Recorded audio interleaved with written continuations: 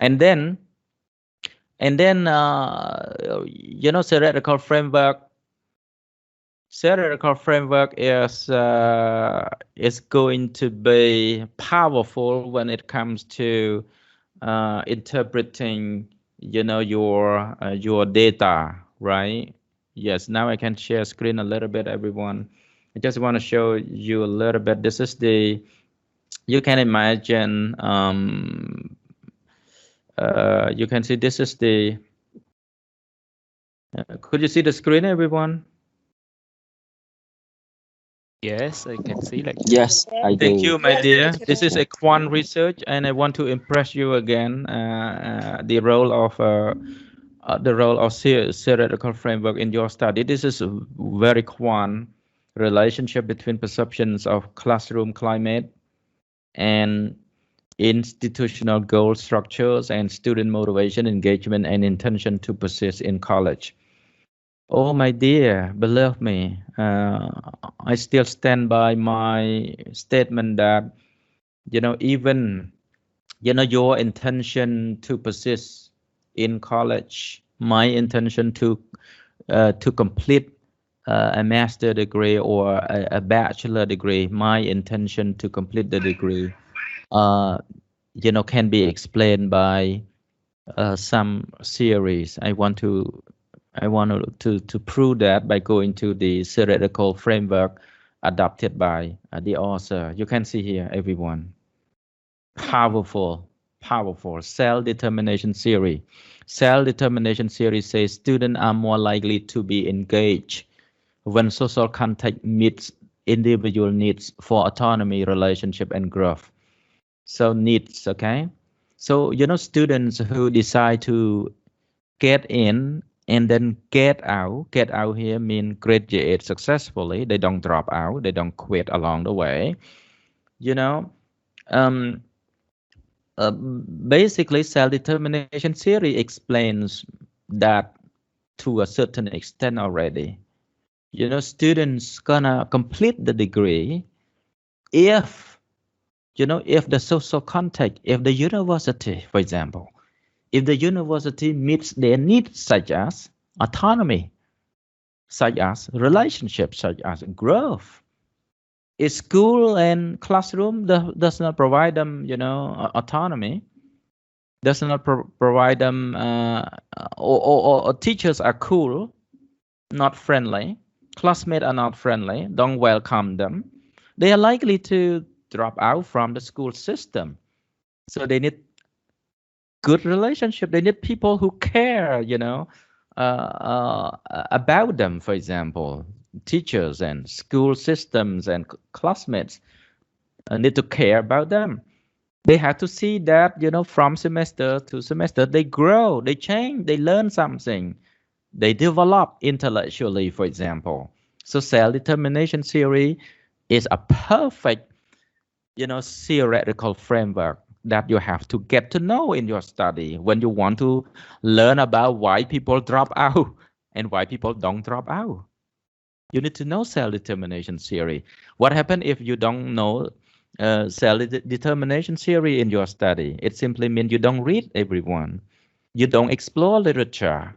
That is why you don't know. The world agree that when it comes to dropout issues, self-determination theory gonna be a champion theory. Achievement goal theory say cognitive, affective, and behavioral outcomes are positively associated with mastery-related institutional goal structure. All right. So achievement goal theory say, I'm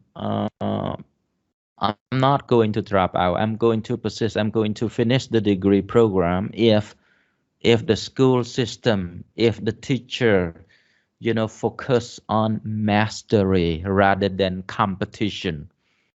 If the teacher say you have to get A plus for my course, or our school value competition, you have to be perform, you have to be the best of the best. Possibly, people gonna drop out. But mastery related goal say, we don't care whether you are number one or number two or number three. We don't care. What we care is whether you learn or not, whether you you you have the opportunity to learn, to practice. You can take time. You can take more time than other people if you need more time. But our school system value mastery. If you learn something, you have to be very good at that thing, and we will give you time so that you can become a master at that particular task. So for some, I think for a lot of us, we want mastery oriented teacher, a teacher who say, I don't expect you to be the same as other classmates. Take your time, enjoy what you do, and you can self assess. You can go at your own pace, and the goal is for you, to practice, to become an expert at what you do, no matter how long it takes you to get there. That is mastery oriented, school system. So classroom climate theory. Classroom climate theory say cognitive and affective learning outcome are related to student perception of the psychosocial characteristic of classroom learning environment. So classroom climate theory say that right, classroom classroom climate theory refer to this one, everyone. You refer to this one here. Classroom climate theory has three aspects: involvement, autonomy, and meaningfulness.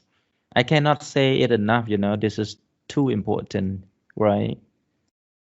So oftentimes students find, classroom boring because they don't have the opportunity to get involved and active.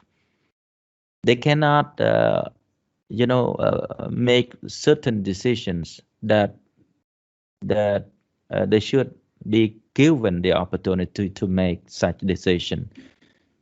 Sometimes, the what we teach, activity that we ask students to do are not meaningful for them. Anything had to be meaningful. Yes, activity had to be meaningful. Textbooks had to be meaningful. Curriculum had to be meaningful. Assignment had to be meaningful, and otherwise, people don't see the meaning. Oftentimes, we attach, our happiness to meaning of life. So you can see classroom climate, is conceptualized as involvement, autonomy, and meaningfulness. I'm going to talk about how experts, researchers measure involvement, autonomy, and meaningfulness. This is quantitative research, very powerful. Yes. All right. So you can see I'm trying to talk to you. Tinto's integration model say what? Intention to persist result from deeper integration between student characteristic and those of the institution. You can explore more. I don't need to go to that. Bin student attrition model, intention to persist is shaped by positive or negative attitude toward the institution. All right. And then, my dear, this become the theoretical, the series, okay, theoretical framework that shape the design of the study. So needs, motivation, engagement, intention, and college retention and dropout. To me, this is the conceptual framework. Need is a concept, okay? It's not a variable, it's a concept. Motivation is a concept. Engagement is a concept. Intention to persist is a concept. And college retention and dropout. Okay, you drop out or you graduate from the program. But this diagram is informed by self-determination theory, achievement goal theory, classroom climate theory, Tinto integration model, and Bin student attrition model. I promise to you, everyone, if your interest is, drop out at primary school, okay, student drop out at primary school in Cambodia, or a girl's decision to drop out, believe me, self-determination theory is something that you must be familiar with. Achievement goal theory is something a must for you. Classroom climate theory is a must for you. Tinto integration model is a must for you. Bin, the students attrition model is a must for you. You have to be very familiar with the at least 5 series here. They're gonna become your theoretical framework. And believe me, at the end, if you go to the discussion, okay, after data collection, they are powerful when you discuss the result here. You can see here. I will share this with you. The discussion, I'm sorry, not result. We go to the discussion. So mathematics, I'm sorry, I don't scare you. It's a correlation, multiple correlation. Okay, when you go to discussion, you can see here, Tinto, Bin, and then cell determination theory by Daisy and Ryan.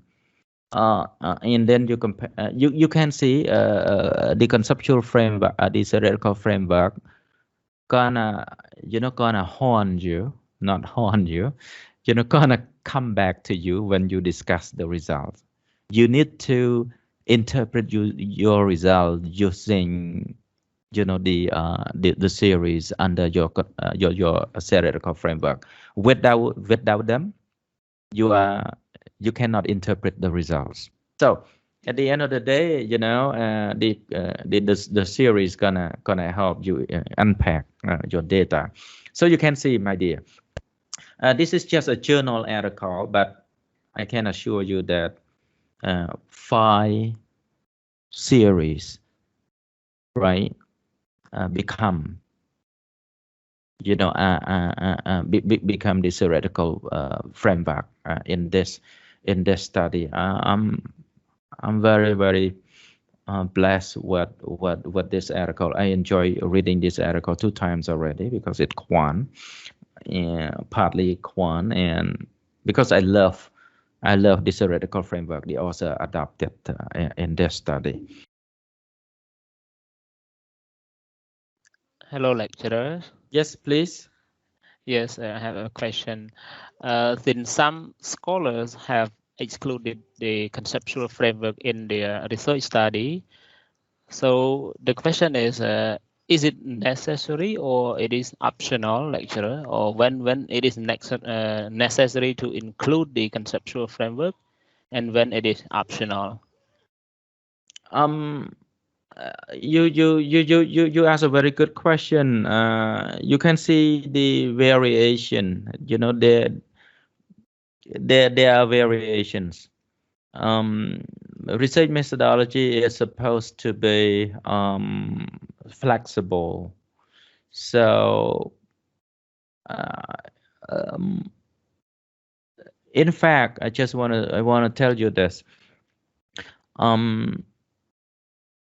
Some research study that means a lot. Some research study don't even have the theoretical framework. Oh, my dear. And I can send you a few articles that have no theoretical framework. And it's you ask a question. It's a bad research. No, it's not a bad research. Why? The reason is the author will not use series in order to interpret the findings, but they gonna use a previous studies in order to contextualize the findings, contextualize the results. At the minimum standard, they have to review the previous studies. Previous study refer to not theoretical framework, not series. They don't have the theoretical framework, but they review specific research related to your topic. For example, they survey students about they survey student on amount of time and reading materials, that amount of time that they devote to extensive reading, amount of time, the reading preferences, whether they enjoy reading magazine or novel or textbook, blah blah blah. You have to review that. You have to review the study conducted in Vietnam, in in a context like that. And then you also conduct a survey in Cambodia about reading interest and reading motivation. So now, when it comes to discussing your result, discussion of your result, you're gonna contextualize. You can contextualize your result by what? By comparing, right? By comparing your findings with the previous findings. But you have no theoretical basis to discuss the result. You don't use theory in order to unpack the meaning, right? If you don't include the theoretical framework, that's fine. But the minimum standard is to contextualize your finding when it comes to discussing your result. You need to contextualize that way. That's a minimum standard. The minimum standard is also about finding a gap. Yeah, finding a gap. Finding a gap is a must. That is why literature review is the only way that allow us to propose a gap, in the literature. So with a gap, you can formulate research questions, and then you can collect data, and then write up the report and discuss your result, with the previous results. So you can see what I'm talking about here is the minimum standard for research. No theoretical framework, no conceptual framework. You just review the literature, and your review of the literature just focus on specific research relevant to your research question, research topic. And then you say, oh, there's a gap. I'm going to fill in that gap by proposing my research. And how are you going to discuss the result? You are going to compare and contrast your result with the previous result. That's fine. But your supervisor, your examiners might say it's not correct. It's not acceptable to do that. You need to justify. You see what I mean? A higher standard of research require you to be familiar with series.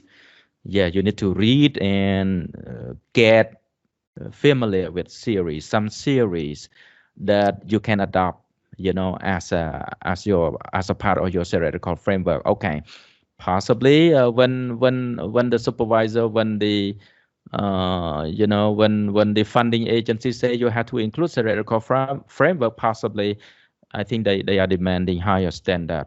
They don't just say we don't need theoretical framework. We just want you to identify the gap, and then you propose the study by formulating hypothesis and research question.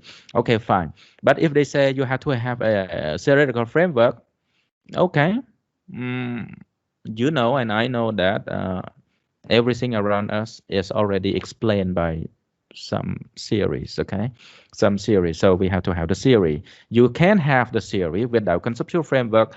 I say this because I read a lot, and there are perfect study where the scholars, just adopt 2 or 3 series, and then the theory become the basis of their interviewing question, data collection, and interpretation of the data. The highest standard is for us to do 3 things. Number 1, theoretical framework. Theoretical framework, they mean you must read, you must explore, you must read and read and read and try to consolidate some series to be your theoretical framework. Okay, here you just look at 5 series, and can be 1, can be 2, can be 3, can be 4, can be 5, series under theoretical framework. They say you have to have theoretical framework, and we know clearly about the benefit of theoretical framework. Theoretical framework gonna play a very big role when it comes to interpreting your research results, right? It's not enough, to just collect the data and then just present the results. Okay, here Here is my research result for question 1. Here is my research finding for question 2. Here is my research finding for question 3. It's not enough to do that. We have to go a step further by interpreting the results, right? When it comes to interpreting the result, you have to use, series under theoretical framework in order to make sense of the result. So the benefit of theoretical framework is like that. And they say, we want you to go beyond theoretical framework. You have to propose your own framework, the conceptual framework, the focus of your research. What is the focus of your research? And then you need to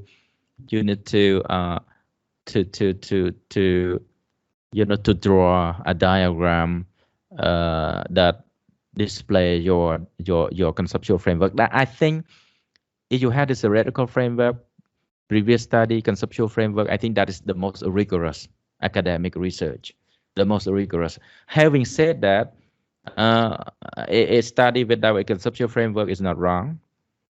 A study without a theoretical framework is partly wrong, but not completely wrong. You see what I mean? So that's my overall, observation of this sensitive, important topic. All right. So I'm going to send you, my lord, this quantitative research. All right. I hope you read it. You read it. You can skip mathematics, pages. Okay, mathematic parts. But enjoy reading. I enjoy a lot. I enjoy the series, theoretical framework. Number 2, I'm going to send you Kamalite PhD dissertation, where she adopted Kolsberg transition theory and cross barriers to continue education. That one. I'm going to send you again the Dr. Blaise's phenomenological study on adult reading motivation, so that you can go to the theoretical framework, and how you should also read discussion how theoretical framework and literature review, play a very important role when it comes to discussion chapter. Okay, when you write up discussion chapter. So the idea is to keep reading, everyone, and if you do not read and have a very strong foundation in research methodology, in particular conceptual framework, theoretical framework, in previous study, and how to formulate appropriate quant and qual research question, you could be under some stress, when it comes to defense, where the examiner gonna challenge you, and if you are not so clear about all of those things, you're gonna be sweating, everyone.